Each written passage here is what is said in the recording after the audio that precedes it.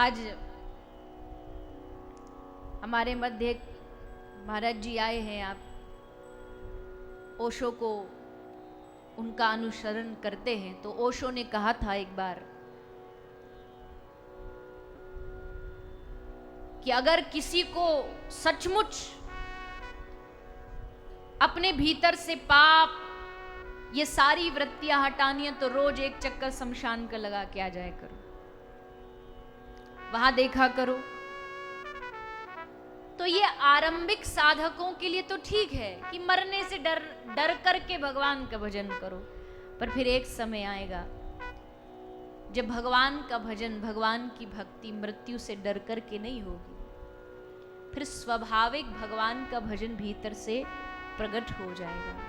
कोई लॉजिक नहीं चाहिए होता भगवान के भजन के लिए। जो भगवान को न मानने वाला वो आपसे हजारों प्रश्न करेगा।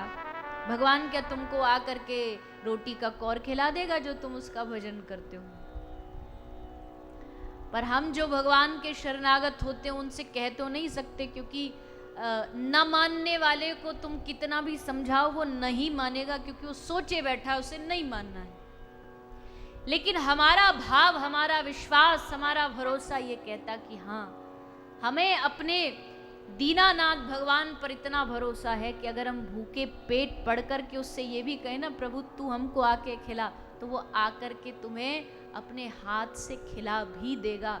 यही तो विश्वास है, यही तो प्रेम है। इसी विश्वास को तो भक्ति कहा गया है। और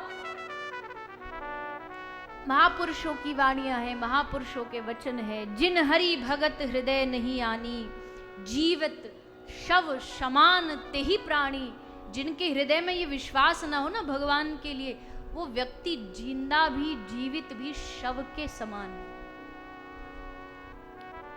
मुर्दा क्या करता, मुर्दे को क्या फर्क पड़ता आगे पीछे कहां क्या हो रहा है, पड़ा है बस।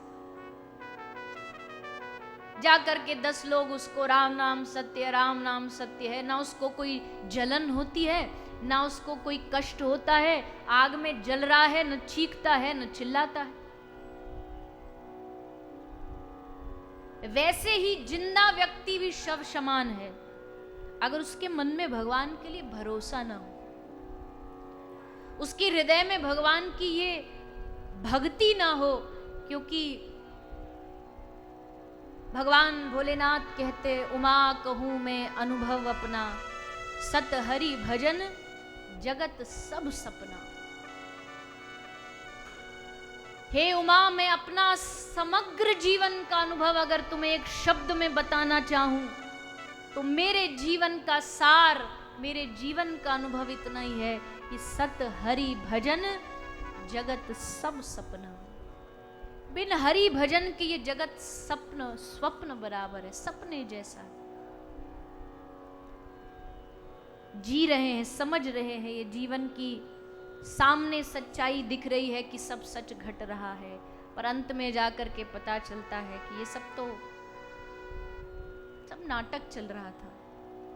एक दिन नाटक खत्म होता है और जैसे नाटक में किसने अच्छा रोल अदा किया, फिर उसको सम्मान मिलता है, उसको अवार्ड मिलता है, वैसे ही जब ये नाटक खत्म हो जाएगा तो भगवान के समक्ष हम जाएंगे और हमसे पूछा जाएगा कि हमने कैसा अपनी अदाकारी निभा करके।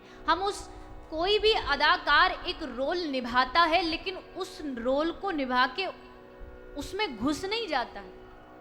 उसको पता है आज के बाद कल दूसरा रोल मिलेगा, फिर तीसरा रोल मिलेगा। हर रोज नए नए नए नए रोल अदा करने पड़ते। ठीक वैसे ही जीवन का हर व्यक्ति को अपना एक रोल प्राप्त हुआ है, उसको निभाते रहना। लेकिन